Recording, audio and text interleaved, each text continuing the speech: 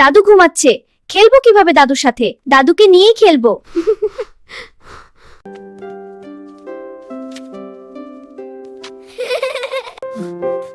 এবার আমার পালা।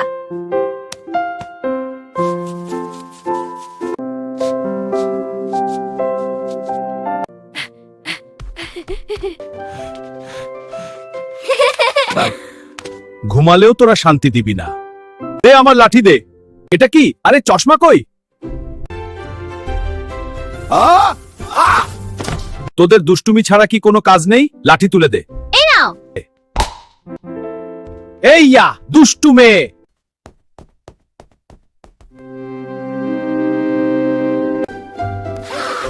পালা। এত বদমাইশি করছো কেন তোমরা? এখান থেকে পালাতে হবে। Like and subscribe.